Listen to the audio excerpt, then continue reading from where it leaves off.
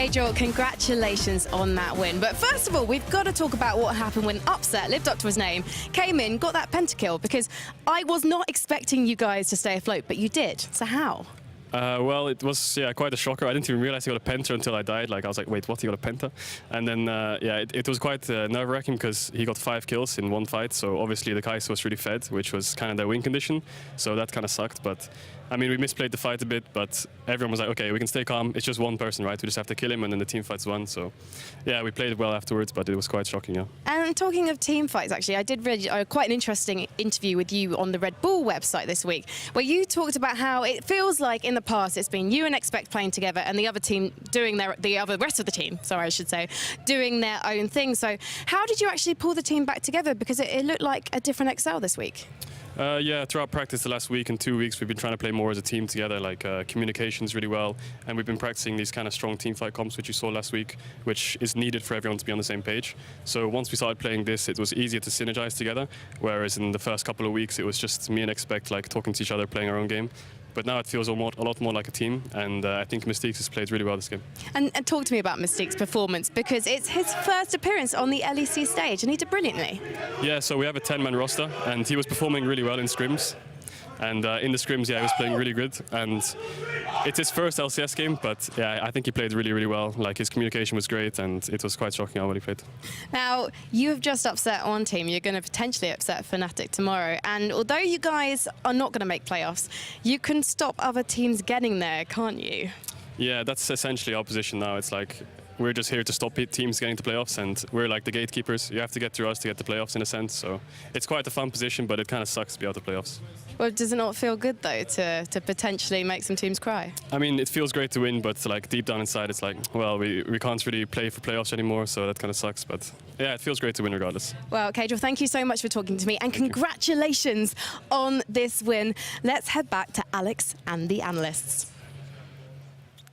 Thank you so much, Frankie. Yes, that was Kajol there, and it's bittersweet. A huge victory for XL all the same. Quick reminder, I'm your host, Machine. We've still got ourselves the lovely, amazing Invidious over there. And records set, records broken, however you want to frame it. And it was quite the upset, and upset part of that record as well. We are, for the first time, and let me get this right, because Trevor said it nice and slowly for me. For the first time since they started keeping track of stats in European League of Legends, no team has got a pentakill and then conceded that game. So history has happened. Amazing. Let's start with you. Okay. We're really starting to push limits of how far we can go in order to still lose. You know, and this may be the epitome of what we can do. You know. So Schalke have set records, just not the ones they were looking to set. You know, I am impressed. You know, you come back, you get this prediction correct, and not a single smugness. Oh, well, you just summoned it now. You started that. But yes, I mean, the Union Jacks, I was blinded by them, but I'm happy I did.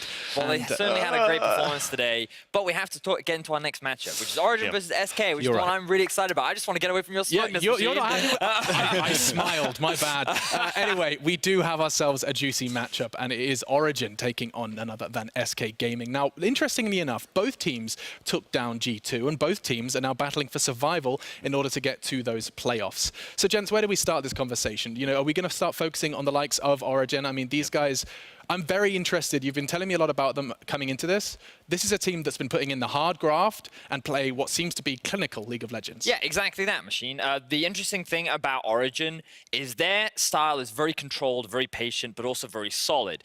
It's they're a kind of team that likes to play correct, quote-unquote, League of Legends, and they leave very few openings for you to attack. And as someone that's been playing this game for the bigger part of your life, amazing, is this something that you enjoy seeing? Is it kind of sexy League of Legends? It is. It actually is. You know, I played with Nuke and Mythi both on separate teams, but both of them kind of showcase what I actually like in League of Legends. It's make the control play, don't go for the 50-50, don't coin flip, and actually try to understand what your comp is trying to do, and then play towards it at all stages of the game. And I think Origen's this bit, even though they had a rocky start, they have been starting to do this and are now looking like a true contender in the end. And this is their toughest task coming up throughout their schedule. If they best this, could be easy, smooth moves for the rest of the split. But let's go ahead and start a big conversation. Earlier, I asked the analyst who they think is the star player on Origin. Vedius said Alfari, while amazing, is on the Nuke Duck hype train. So while they make their arguments, you guys at home can vote on your favorite of the two. Do it nice right now. Spam Alfari or Nuke Duck or LOL in the chat, whatever you fancy. So, gents, who wants to go first? Ladies first. Vedius? No, please. The honor must go to me. Okay. Guests go first. So, as already touched upon, Nuke is playing the right style of League of Legends, and I think he's actually the core of Origin because he decides where the play happens. If he decides to roam bot side, the play happens there. If he decides to roam top side, the play happens there. So basically, he's a facilitator of the team, and he basically, honestly, is the basically gives the energy to the team. You know, like if he decides to make something happen, it's gonna happen. But he's always controlled and doesn't do it in any kind of random way. And that's what it is, you know, about Origin. So I think he's the heart of the team in the end. Well, this is a little unfair. Wait, you haven't made your case yet. I haven't made my pitch yet. So listen here, chat. The thing about Nuke Duck is I agree with everything that Maurice has said. He is a very solid mid laner. He is very talented, and he is very good at keeping the game controlled. Yep. The problem is when they are down and out, when they need a play that will turn the game in their favor, he's not the man that makes it. He is. Ultimately, when it comes down to star power, Alfari is the guy that will make the decision that can swing the game. And I feel that that is something for me that is lacking from Nuke Duck right now, and it's something that hasn't really been prevalent through the majority of his career, whereas Alfari is never afraid to take that gamble, make that risk. And I think it's really important for the success of this team. I'm seeing raised eyebrows. I mean, yeah, I guess if you need someone that can type in chat and make the play happen that way, you know, like he's the man. But I honestly think that Nuke is just... I convinced some people, though. I convinced some people. Like, we're still there now. I think I still stand by the fact that Nuke is the core of the team, because if he wasn't there, the team wouldn't be as controlled as they are. And we will take a look at that final count. We're just going to stop it right there, and you can see that it was... We were clawing back. Vedius managed to get a solid 20. It's still going. I could... like, no. If we gave this another 10 minutes... Thank you. Guys, we stop right here. Okay. Cut off. So the winner is Nuke Duck. And, I mean, both of you making fantastic cases. I'm looking forward to seeing how this one plays out. But I also have to remind you that there is another team stepping into the Rift. And let's look at Origin's opponents, SK, who are coming off of a massive upset against G2. And yet this is the same team that fell to XL. I mean, I'm looking at the numbers as a bit of a newbie. I'm trying to comprehend how does a team do that and then fall to a team that struggled to qualify? So my view is that they have mechanical ability on the team, so each one of their members is actually good enough to beat and contest the top teams.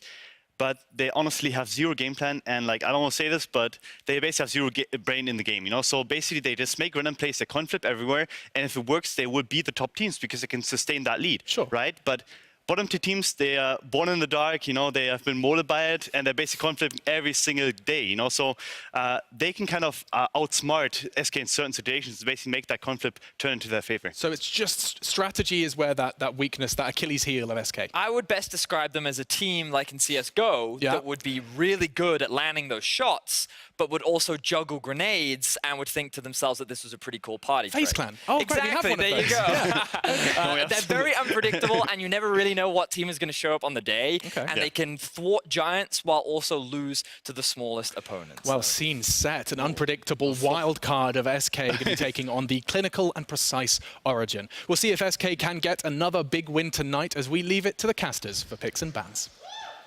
Thank you very much, Machine. And I think we've already heard from Amazing and from Vedius. You know, they said who their key player on Origin is. I wanted to ask you, Frosk, as you weren't able to represent yourself on the desk, who would be your key player on Origin? For this game against SK, it's Cold, and that's because the most important player for SK is self-made. Okay. So Origin need to look at Cold. It's all up to him to dictate the pace and tempo of the game. I understand what Vedius is saying. You know, Alfari, he's the crazy play. He'll be the one that makes like that snap-second decision-making. Nuke Duck, I'm not sure what that was. Yeah, I mean, it was Andre's face on Cristiano Ronaldo. That is what it was. And I think that's enough said about it. Nuke Duck, veteran player. But for me, the calm, collected style of Origin starts with Cold in that jungle. He is so fundamental to how they execute and play the game. Let's get on into picks and bans. And as you say, Cold, one of the key players here for Origin. Origin actually decided to be on the red side for this game. They had side selection. They chose red. We're waiting for that first SK ban. as I think we just did jump out of lobby, so we're back on it in just a second. What if you were Origen, would you choose red side? I'd probably use it as a counter pick. Oh! Someone that I like to counter pick for would be Nukeduck. Well, that makes a lot of sense, given something strong against Pyrian in the mid lane. We are back on into picks and bans. SK on the blue have banned out Draven. Lucian, the second ban. A Callista to follow from SK. So lots of AD carries getting removed from the pool early on. And Callista has really started to crop up. It seems like everyone was watching the SK versus Griffin storyline. Maybe they've been scrimming it for a long time, but she is getting so much respect today. That she is. And Patrick was the first player to bring it out in the LEC as well. So not really too surprised to see it come up against Origen. Lissandra taken away, Carthus taken away as well.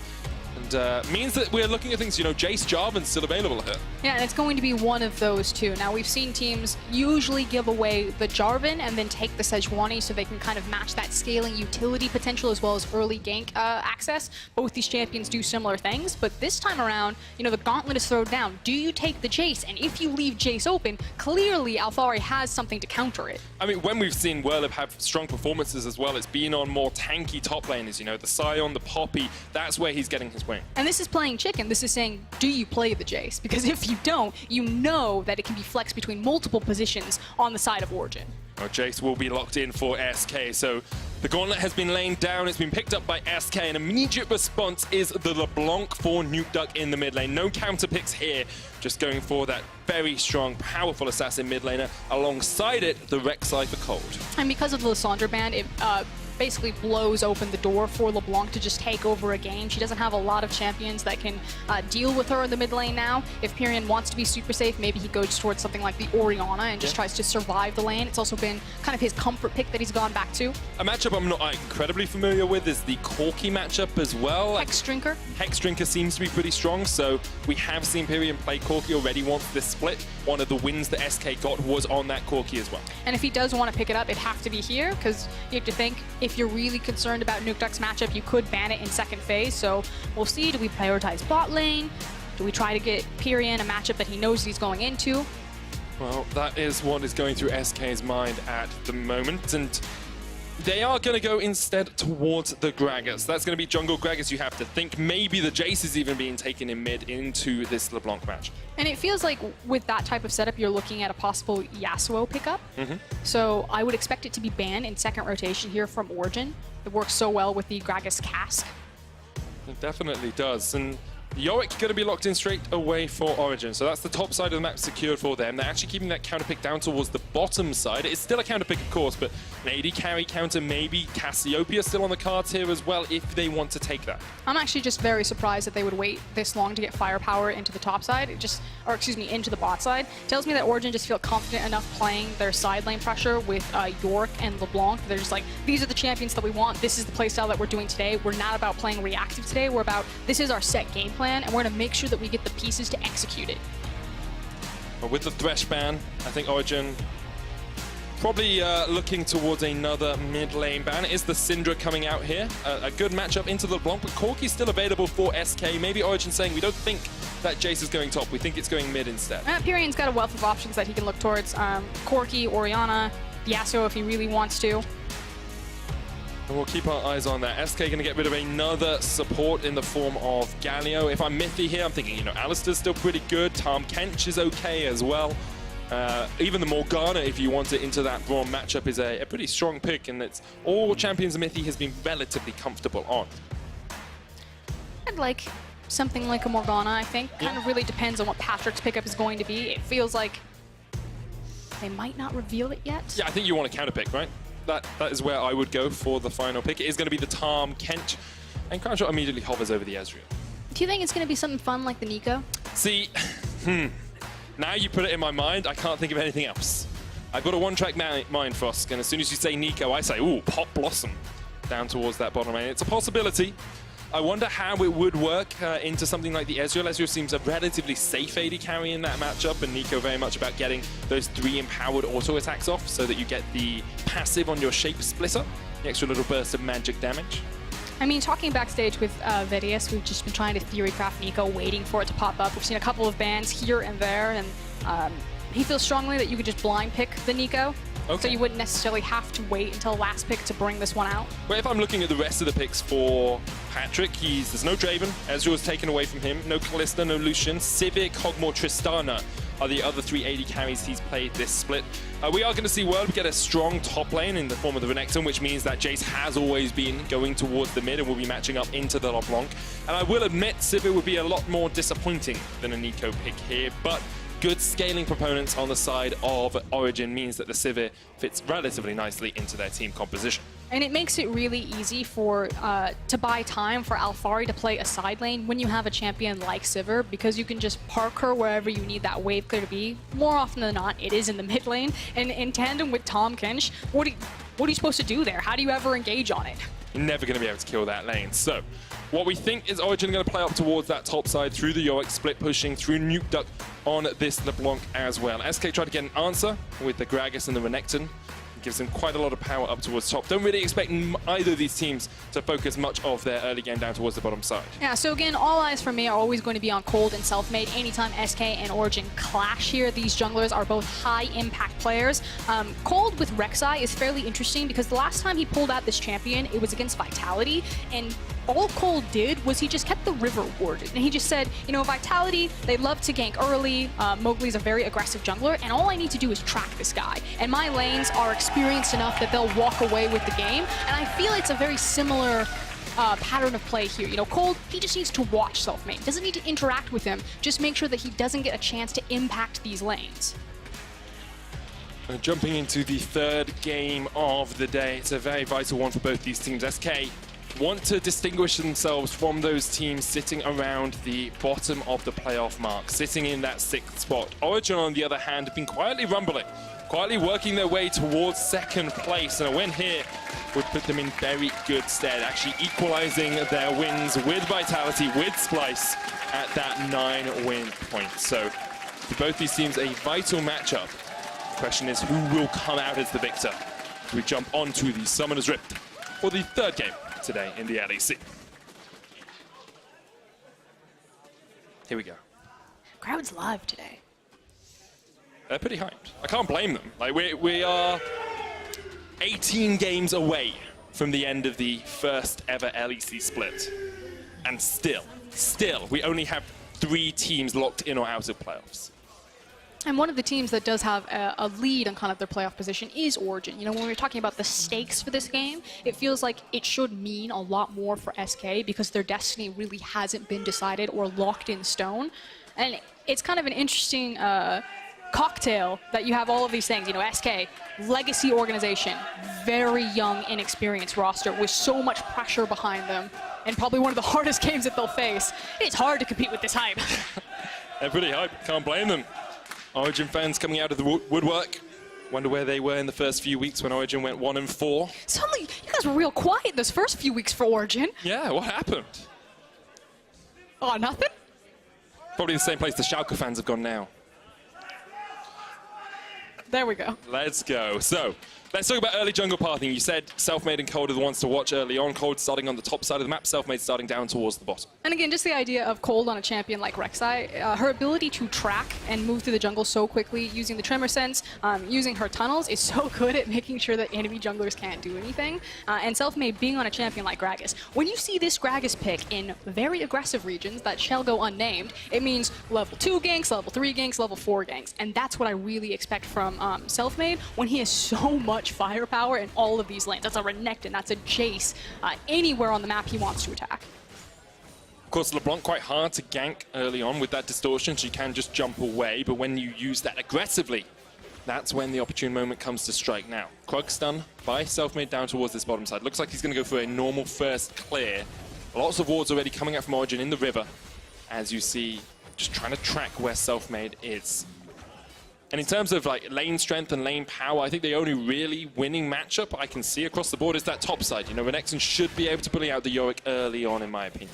I don't think it's just your opinion. I'm going to say I said that, so if you said no, I'd be like, well, my opinion's obviously wrong then. But thank you for backing me up. No, it's okay. Yorick, of course, still very dependent on more levels to make sure that he can take over a side lane. We have always talked about In fact, all day we've seen the Renekton picked into matches that should outscale him on a side lane, and that hasn't come true yet today. And we've also seen 2 massive upsets, so I'm not ready to just discount Warlib and SK here on this side lane Renekton.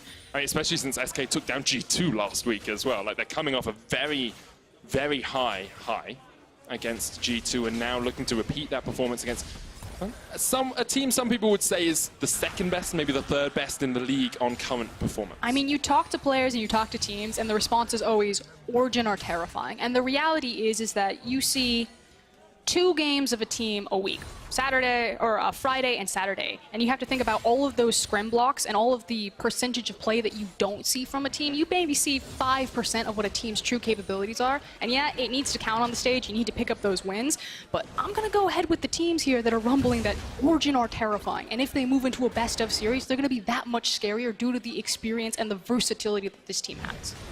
Gone 7-2 in their last 9 games as well, so definitely on a run of form.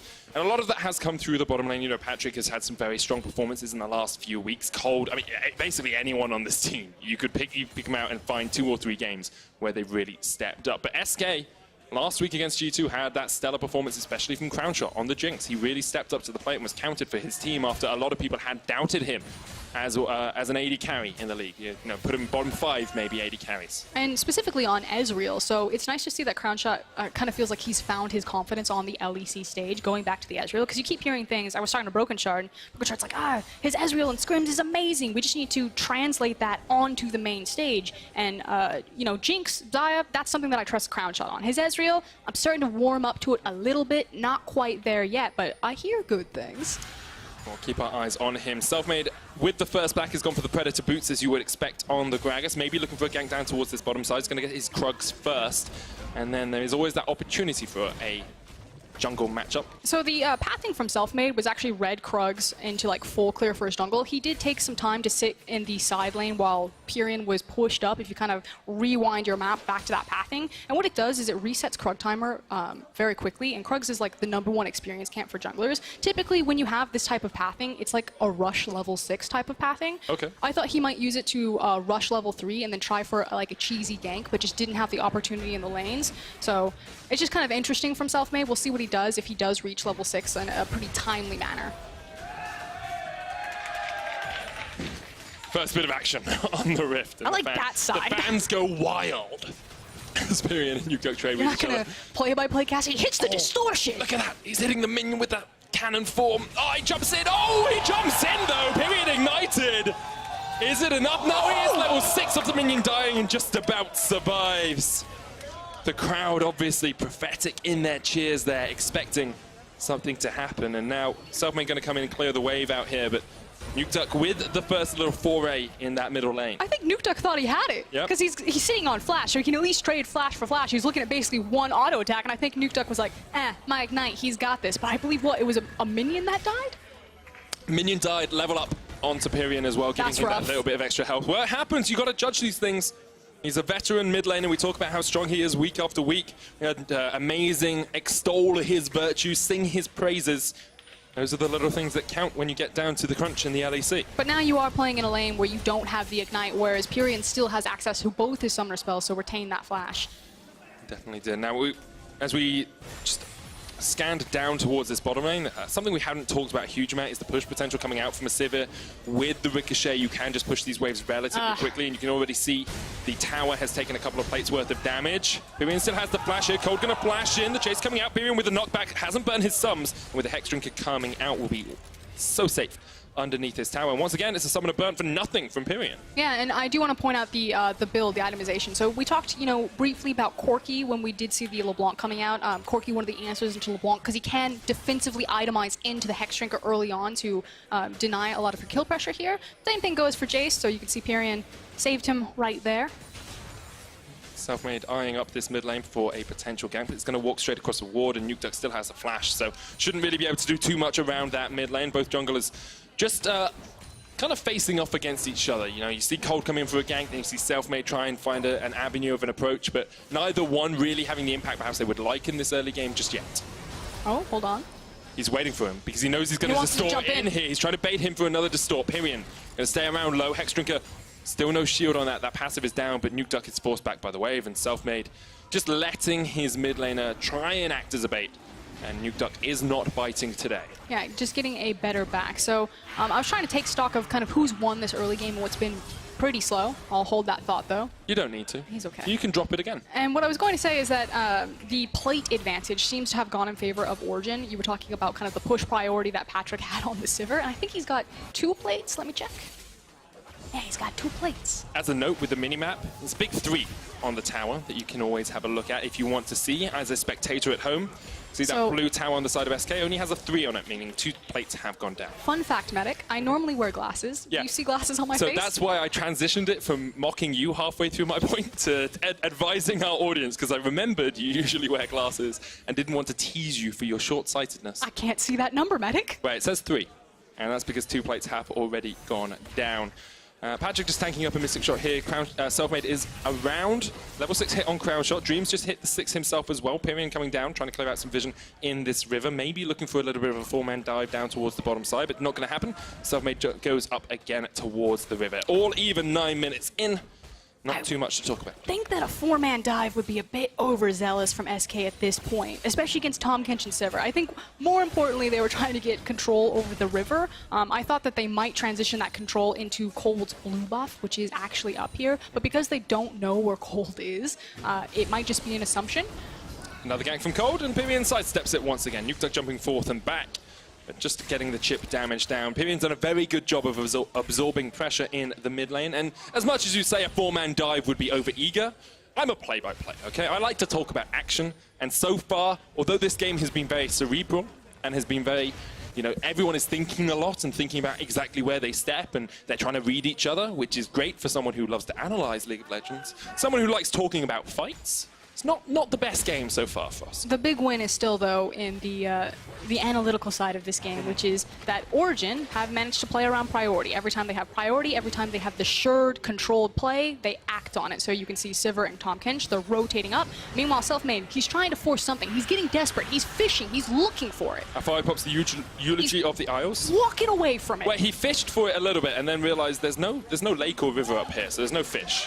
And Alfari, with a little bit of backup from the Maiden of the Mist, is just able to force him away. Yeah, exactly. He looked at Maiden, he's like, this isn't a 2v1, this is a 2v2. Yeah. I don't want it. That's the major issue. Dragon goes down for Origen as well. 500 gold lead for them. Nuke Duck will be given that blue. Yeah, and that gold lead is, again, in things like the tower plates and the CS discrepancy for Nuke Duck. So while he didn't get the kill on Pyrion, he has made massive advantage that he's constantly forcing Pyrion back at poor back timings. He's eking this CS and this experience away from him and continuing to chunk him out.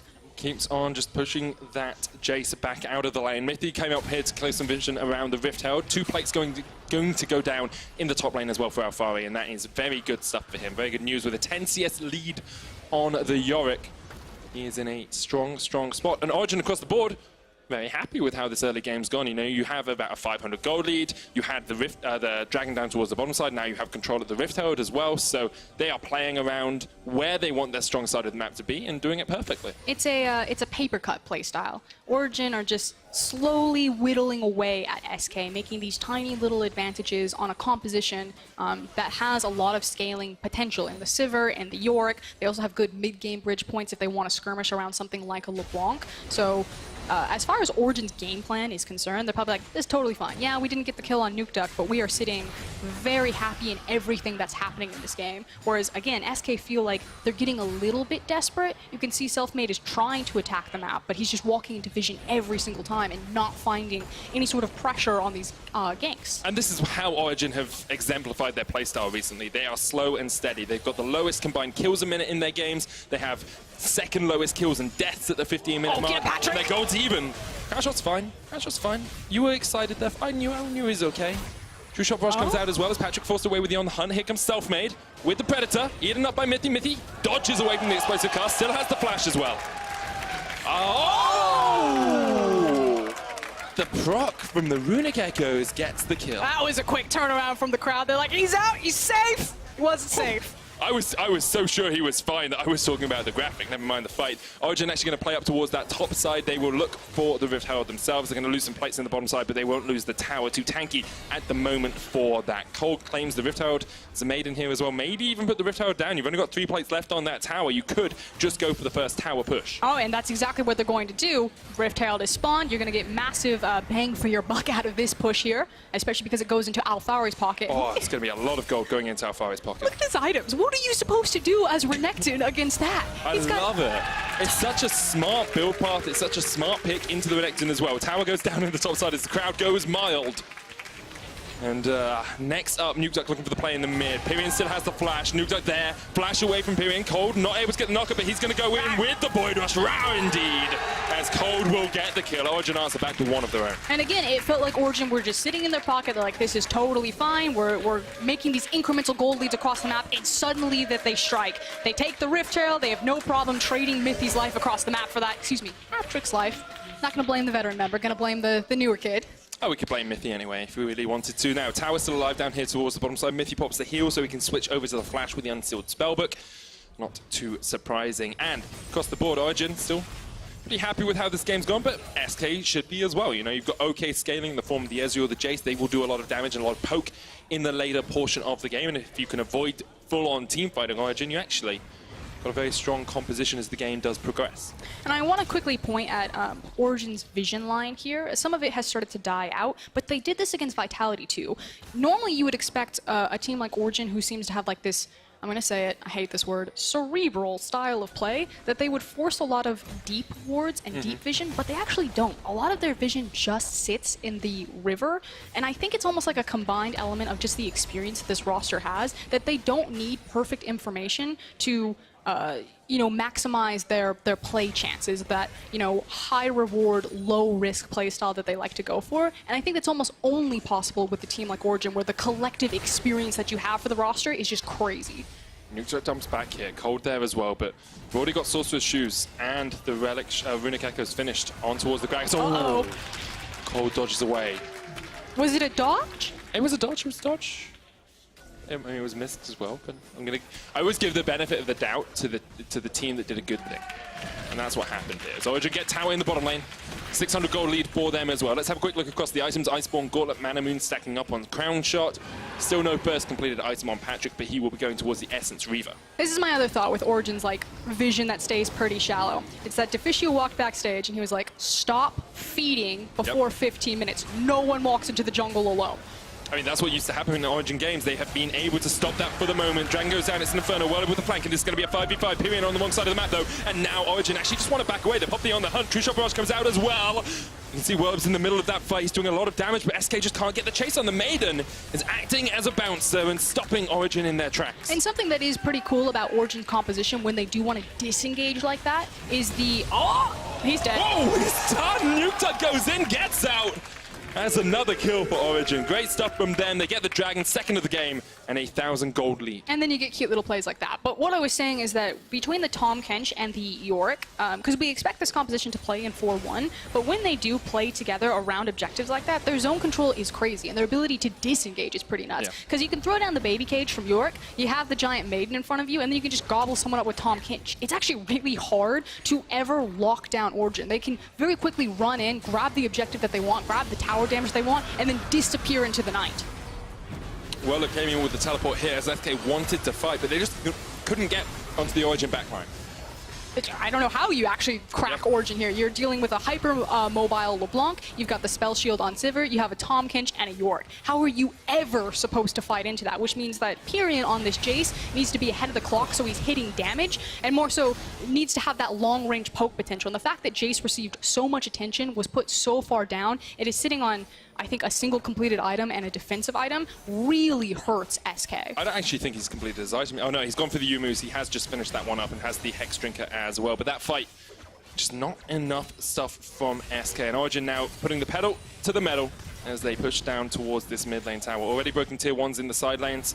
Now they can just open up the map a little bit more. Feels like a 1-3-1 has started to be enacted from Origen. I mean, let's be honest, did Origen ever put the pedal to the metal? Okay, so they move the pedal like 2% closer to the metal. I mean, they are starting to speed up the tempo because they can, but it's like the difference between if G2 are a Ferrari, and when they step on the gas, you really feel it. Origen are like a Prius. They're more economical, at least, with some of their plays. They're silent. You never hear them coming. Silent but deadly. That's the Origen mantra across the course of the last few weeks, and they have moved that Yorick into a side lane with the Trinity Force. He's basically just impossible to deal with, even though Renekton, who is such a strong early game champion, can't really get through him with that Black Cleaver. And then as well, the LeBlanc sitting an item ahead, sitting a kill ahead, is in just such a strong spot across the board. So it feels like so much pressure and eyes have to go to self-made. With Jace and Renekton into these side lanes, there should never be an opportunity where they get to pick to kill someone. You know, it's going to be really hard for Renekton to force Yorick to fight him. It's going to be really difficult for Pyrion to force Nukeduck to fight him, and at this point, I don't think Pyrion wants that. So Selfmade needs to decide, how am I going to force either the side lane or the mid lane? Like, where am I going to use this Gragas cask to get something back for SK? Because Origen can just hold them at arm's length. Yep. Well, that's all they need to do as well. You've got a strong scaling Sivir, who will be even stronger on a couple more items. You've got the LeBlanc, who's incredibly powerful when she gets to that 2-3 item spike, can just burst people down. But SK forcing around mid, bringing everyone here, saying we want to get this tower, we need a little bit of gold in our back pockets, and they should get it pretty easily. Selfmade was around the corner as well. That's the tower down. Good stuff from SK as they strike back towards Origen. And also great positioning. Selfmade cheating off to the side on top of the vision, looking for someone to disrespect, to step forward and to sweep them off of that tower. So excellent read from Origen to also say, you know, we just need to give this one up. Yep. We're not going to open ourselves up for any sort of counterplay, and then in the end, they do trade back up. Way! And that's the thing. You look at that, you're like, ah, yes, SK, great job. They got the mid tower, and it is true, it's good. But ultimately, Origen, we're just looking, you know, 10 seconds later. We're fine trading that mid tower for interior top. Now Fire pops the ult hit, Trisha Rush, not quite enough to take him down. As you say, Origen playing the map just as much as SK were playing the map, equalizing that sort of trade in the side lane. And as we come to the 20-minute mark, we do just need to think about exactly how these teams want to play out the rest of the game. Because Origen seem to be happy with a 1-3-1, happy taking it a bit slower, rotate out fire when you need, but at some point, SK will need to pull the trigger. At some point, SK will have to force, and the question is, where do they force? What do they force around? Well, hold on. I think we're okay. I'm really scared for them. Who are you scared for? I'm scared for SK. Why? Do you think Nukeduck can just take them out? Yes. Look at Pyrion's items. Yeah, that guy's not a champion right now. You're right. He's quite far behind. And that's what's scary for SK in general, is that their composition wants to drive tempo, and they want it to be in the driver's seat at this point in the game. And because they're not, you're looking for SK to prioritize defensively sweeping out their jungle, and then trying to create numbers disadvantages or make big picks and trying to find their foot back into this game. But they have to be so careful. Whoa, crown shot! Oh, he's dead! Yeah. That's what Nukeduck can do to a man if he oversteps. He gets him out. There's the kill. Now they'll go down towards the Cloud Dragon. You asked me who I was afraid for. That's exactly what I was afraid of. But that wasn't Pyrion. That was crown He shot. could have done that to Pyrion. Okay, well, he did it to crown shot in at the moment, and Origen will use that advantage to come down towards this bottom side. You can see 4 members near the red buff of SK. They continue to push in the side lanes. Yes, SK are answering, but every time Origen find a pick, every time they find a little bit of damage, they just continue to starve the life out of SK. And again, it's those paper cuts, but they paper cut you in the same position. I don't know if you've ever gotten a paper cut underneath your nail, but it hurts. Ooh. And that's what Origen are right now. But eventually, they're just gonna rip the nail off. As a medical professional, it's one of the most painful feelings I've ever heard of. I'll admit. Paper cut under the nail. It's like, nah, incurable. I'm sorry. Make your peace. I want to bring a little bit of seriousness to SK's plight in this game as well, because when we look at their playoff run, when we look at them at 7-7 at the moment, they're trying to fight to get towards, you know, those 9 wins, which is historically the best point to get into playoffs, but they've still got Splice, they've still got Rogue, they've still got Vitality left to play. And the thing is that you would expect that this game would be hard, possibly the hardest, depending on, you know, who Vitality are starting. I mean, I'm going to hold the point. G2 today as well. They're not the easy opponent they seemed like at the start of the week. And that's what I was going to bring up. It's the fact that everyone is stepping up. You know, this is a ridiculous strength of schedule for SK. It really is. Nukeduck continuing just to poke and prod around the side of this fight. Alfari pushing into the tower here as well. The Demolish Pot comes out. That's another tower across the OG. 3,000 gold ahead now. They can just get this vision in once again. Look towards the Baron. OG in a very, very powerful position, and SK found wanting of answers. This has just got to be so frustrating to play out if you're SK. Well, I mean, Mithy's caught him out a little bit here. He's going to flash across, trying to catch out Patrick. Patrick pops the spell shield, and Wellup can't get close enough. Put into the cage. He jumps back onto the back line with the slicing dice, but Mithy eats him up. That's one down, and now SK taking the fight. Cold going to jump across the wall. It's actually Alfari the one to fall, and Nukeduck jumping in. Selfmade goes golden. It's up to Crownshot. He's opening it up. Cold jumps onto the back line. He gets Crownshot. Mithy's still alive. Patrick's still alive. OG somehow still alive as Nukeduck jump forwards once again. Empyrean has nowhere to go. Can't get away from Cold, and the dump crew. It's a triple kill for the man in the jungle. And for a split second, it actually looked good for SK right there. That was kind of the one area on the map that they wanted to teamfight in, which are those close, tight-knit corridors. You have so much line damage with Ezreal and Jace that if you can get Origen in a choke point, you can start picking them off. But the same thing can be said for Sivir, and ultimately the gold lead spoke for itself. You can see here, Wellup realizes he's out of position. The chase comes out from Origen. Wellup's like, oh, can I get someone? Can I catch someone out? He jumps onto Patrick, but just doesn't have the damage to take down the Sivir quickly enough. The one thing, though, is that I believe the shutdown bonus goes to Pyrion, and that may actually help this Jace get a foot back into this game, so he's on clock, and he's actually doing the damage that he needs to be doing at this point in the game. And it's right here where you're like, maybe SK have actually got this, but the flash forward from Cold to separate the team fight, and the Nukeduck quickly gets around the corner. You have to, like, Selfmade was probably 50 extra damage away from killing both Mithy and Patrick in that fight. He could have been the man that his team needed in the moment. You can see Andre there giving a little fist bump across towards. He's like, not even close. Easy clap for Origen so far. 5,000 gold ahead now, 25 minutes or 24 minutes in. They've got this Yorick down towards the bottom side. Baron is available for them if they want it, but they don't really need it so far this game. Well, knowing Origen, they're not going to take it unless it's like 100% guaranteed, because that's the only way SK get back into this game. And with their comp of Jace and Ezreal, it's actually quite easy to fight around the Baron as long as they have, you know, the vision to step up to it. So Nukeduck is on a ward here. Selfmade coming in, trying to bait just a little bit. Crownshot on his way down as well, but they're not going to do too much as Nukeduck just jumps away with the distortion. Cold is the one split pushing in the side lane as he has easy access to burrows and can just get himself back towards the team. And I like, Origen will happily do this for the moment, you know, this 1-3-1 or 1-2-1, technically, with Nukeduck just trying to poke and prod down towards the bottom side. But if SK hard engage, hard force onto maybe the Sivir Tahm Kench, hard force onto Cold, they do have an opportunity to strike. Yeah, but just say what you said. Hard force onto Sivir and Tahm Kench. With what engage? It's a Gragas. It's a very quick Gragas, though, with the Predator boots. He's a fast Gragas. Speedy boy as he tries to get into the fight. And don't get me wrong, the possibility's there for the outplay. It's just, again, I said it, and I'll say it again, this is so frustrating for SK to play against, because you're trying to, like, Rubik's Cube this game, problem solve, figure it out. How do we actually crack them? And what would be your solution, Fosk? If you were in SK's mind right now, if you could be a coach for a second and speak into their ear, what would you tell them to do? Go back to basics. So the first thing that you want to play around is your vision. You want to make sure that you defensively clear out your jungle so you can actually walk in between your lanes in your own map to pick up farm safely, which is what they're doing now, as well as prioritizing the Baron. And then you're just going to trade farm back and forth and try to make high reward, low risk plays. You don't want to over engage into a long team fight right now. You just don't have the items or the stats to back it up. You're looking for picks. Quick hit and run. Cold has got a litany of burrows around here.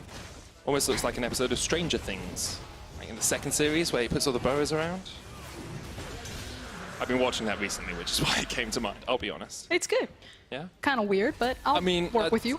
That's kind of my, just my way of working generally. Anyway, so SK, vision control, go back to basics. That's what they're doing up towards this top side, but Origen do just have the advantage if they push in as a four-man. You can see Nukeduck is waiting here to see if Selfmade steps out of position. Pyrion coming around the backside of the fight, though. Maybe SK can find a pick. Maybe they can find someone out of position here from Origen as they step forward towards the Baron. But Nukeduck does still have that flanking position. Maybe Origen will pull the trigger. Yeah, and now that they have kind of their triangle vision set up in this area, and because your 3 items are almost complete for Ezreal, SK probably feeling a little bit safer because they can kind of kite out of situations safely. But again, it's moving over into areas first around monster objectives, making sure that they have the vision there so they can at least approach and start using some of their poke tools. Patrick has teleport here. He was waiting between the inhibitor tower and the first tower, actually. Nukeduck may be caught out because that's a speedy Gragas coming on his way. The double distortion used, Nukeduck will jump back. And now Origen as a 3-man unit will push in, try and get some of this vision cleared out. They don't have any Oracle's lenses up at the moment, but some control wards in their back pockets. I thought it was very cute that Origen were setting up for the Abyssal Voyage. They basically looked to Nuke Deck and said, hey, go look delicious over there. We'll see who we catch coming for the play. SK smartly sent majority of their team, and Origen were just like, it's not worth it. Not in front of Baron. If we ever misplay that, that's exactly how SK walked back into this game. And I think that's the only criticism I've had of Origen on their meteoric rise, the last 9 games going 7-2, is that sometimes at this point in the game they're a little bit too safe. Like the best teams we've seen in each region tend to be a little bit more willing to take a skirmish, tend to be a little bit more willing to make that big step up play. And Origen, although they play safely, against a team that would take a 50-50, might sometimes lose out. And there is a conversation that's kind of happening in the wider community. I think Papa Smithy really started it about, what is the optimal way to play League of Legends right now? And it feels like so many teams are going towards that skirmish, risky style, but I'll hold the thought because maybe the trap has been sprung? Yeah, I mean, Mithy's jumped on here by Pyrian. Selfmade there as well as Cold comes in from the side. Patrick there with the on the hunt. Cold forced back, but gets a lot of damage down on Selfmade and gets the boy to sold off. It's a 1-for-1 trade as Yorick and Nuke Duck push down towards the bottom lane, though they're going to lose an inhibitor. Maybe even the base. In time, Whirlib came back to respond, but Origen get everything they wanted out of that fight. Yeah, and that's the 4D chess. It's the fact that you trade jungle for jungle, but as long as you also have the pressure point bottom, Origen now secured their opportunity to step up to the Baron next time. It's going to be pretty difficult to always have a member down there to time with the Super Wave, and this should be a very stock standard. Okay, we wait until the Super Wave pushes in bottom, and then we're going to dance with them around Baron. Seems to be pretty easy stuff for Origen now. As you say, the Super's pushing in that bot wave, just make it so much easier. A quick look across these gold differentials. Big lead in the top lane for Alfari, about 2,000 gold there. I mean, it's about 6,000 gold across the board for Origen. It's just little bits here and there. 2,000 in the jungle as well, actually. Cold having a very strong performance on the Rek'Sai once again. Said it. I think Cold's Rek'Sai, pretty great. Allows him to track. It He's does, more of actually. a, what do we call them? Carnivores and herbivores? Yeah. He's like an herbivore jungle. But he's got 5 kills, though. Well, yeah, but It seems pretty carnivorous to me. he's kind of like picking those up in team fights as like the assassination potential. Yeah, I often find herbivores are just like, oh, yes, I love vegetables, but now there's something low near me. Good clarification. I mean his early pathing. Okay, I agree with you there, Frost. Feels like this game was quite quiet for a long time, and then as soon as the map opened up, Origen just used their big brains to outmaneuver SK. 200 IQ plays across the border. Are setting up 4 items on the Sivir now. Infinity Edge, Essence Reaver complete on him. Cold has a few items under his belt as well. I think he's got the GA on that Rek'Sai, and maybe Origen actually just starting up the Baron. You can 3-man it here. That Yorick pushing down towards the bottom side has the teleport, but the easy Baron take, you have to think, for Origen with a Infernal and Mountain backing up their damage. Now TP comes out away from the fight. Whirlib's low, but Yorick's just going to push the bait. Nuke's there as well. I mean, Origen run away, but Origen's just taking the base at the same time. Alfari and Nuke are in here. SK ran away from their own base and maybe sacrificed the game. Origen continue their climb up the LEC table with a dominant win over SK. He said they have big brains, Frosk. It's not flashy, but it puts wins on the board. You can see it. You know, Origen were playing with their food. They were pulling SK around the map. They were trying to bait them into opportunities that they wanted to create. And SK, they just got frustrated. Whirlib, teleports. He's like, let's just start a fight. Let's go for it. And he's out of position. You understand it, but there's a moment where you're like, well, they did this to us last time when we tried to make a fight and we lost our inhib. And then you make basically the same call again and you lose your base. Like, obviously credit to Origen, they starved the game away from SK. They continue to play this methodical style of League of Legends that just seems to be their best way of winning at the moment, seems to be working incredibly well for them. And they continue their climb up the LEC table. You know, they've got a couple of tough matches left. Rogue tomorrow, Schalke next week, XL next week. Actually, the one I would have said is tough is Schalke, and they're not looking that good at all at the moment. So Origen, if they don't take 3 wins from 3, probably be kicking themselves. And it's the possibility that Origen could finish with a 4-0 and not just, with G2 continuing to kind of fumble and drop these games. There's a very real opportunity where Origen start to rocket up the standings and show that they are truly the best team in the LEC before playoffs even begins. Yeah, it definitely could. And I think Origen right now should be looking at second place. They should be eyeing it hungrily, because although Vitality have an extra win over them, although Splice have an extra win over... Oh no, actually they tie up with Splice with this win actually, don't they? Yes. Although Vitality have one extra game over them. It's Vitality and G2 that are still sitting ahead of them. But Vitality, if they lose later on today, when they play up against Rogue, that will even out that second place spot. And Origen continue to be the team that, to me, looks the strongest of the chasing pack.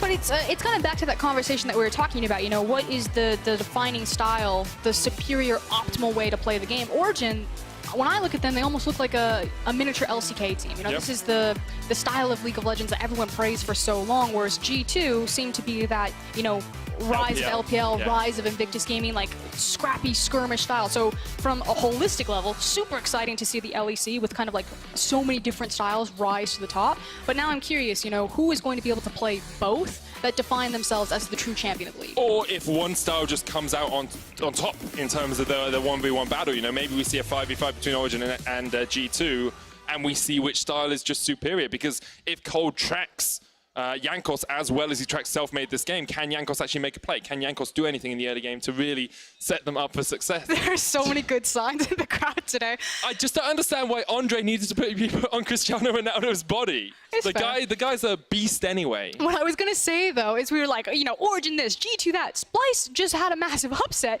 and Vitality have been sitting consistently back here like, guys, what about us? Yep. And again, it sounds like such a cop-out, but it feels so good to look at the LEC, and you have so many strong teams with very defined styles this late in the season. Yeah, and you still have these teams fighting at the bottom of playoffs as well. I think SK is the best example of that. I'm looking at the top, you're like, but what about the bottom? Every game matters so much. You have to look at both ends. SK, you know, now sitting at 7 and 8. Who are they fighting up against? Who's next? Schalke's still at 7 and 8. You've got these teams down towards that bottom side really fighting for that 5th, 6th spot. As much as the 2nd spot is important, who gets in is really important. The answer is for Fnatic fans, and that's all majority of the audience cares about. They're like, okay, SK lost a game again. Yeah. Fnatic just need to keep winning. Hopefully we can slip past them in the standings. That's definitely true. Your options for key player of the game are Nuke Duck, Cold, and Mythy. Go to Outlaw Esports on Twitter and vote. You know who's not in that list? Alphari. Alphari. Various. Interesting.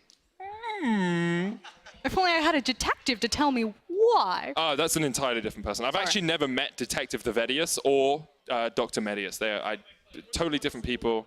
Don't know if they're like twin brother or anything. For more on Origen's win, let's check in with Frankie and their jungler.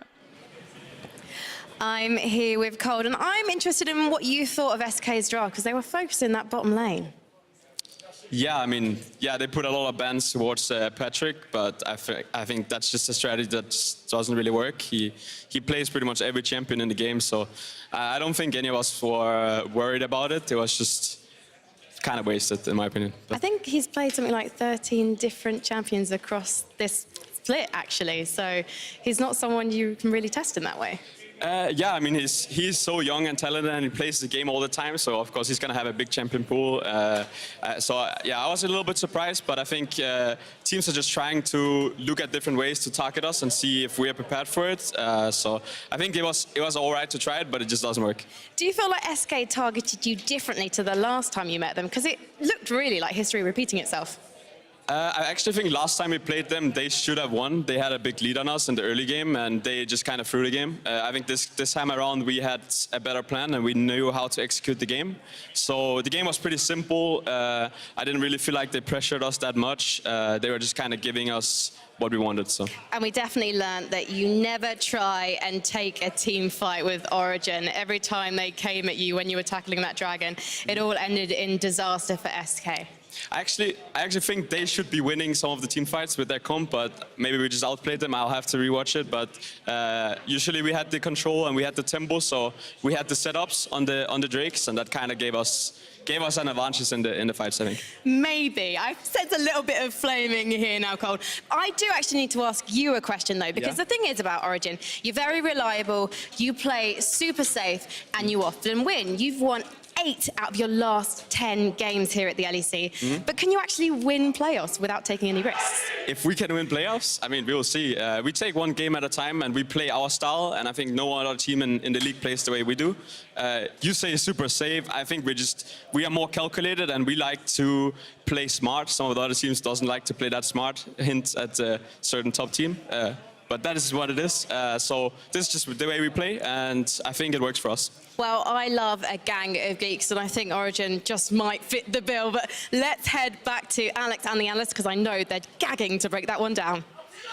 Absolutely. Thank you so much, Frankie, there with Cold. So, gentlemen, we've got so much to cover. What a game, what a result. And I think I really like that Cold corrected it. It's like, I don't consider it safe. I consider it restrained. I consider it calculated, I think was the word he used. Does that sound about right? Does that resonate with you? Clinical. Some would say. Yeah, I think that this was typical Origen, what we saw.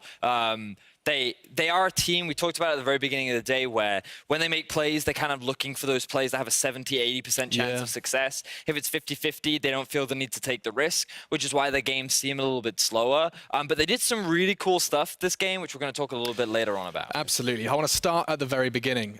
Is that Sound of Music? I think it is.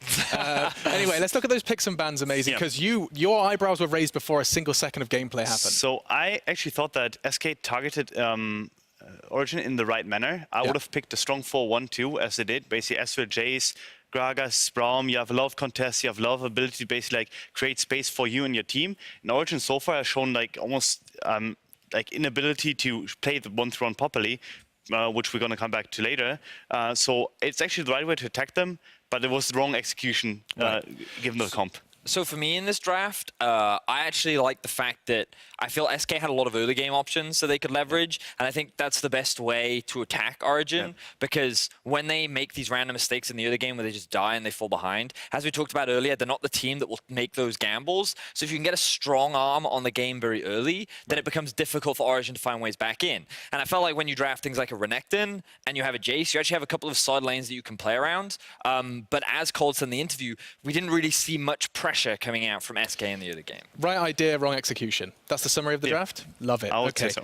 And actually, I was learning an awful lot. I just sat here with Vedius and Amazing, and I watched Amazing teach Vedius about League. Of course, I'm included in that list, bro. I'm not sitting there like, oh, you didn't know? Analyst.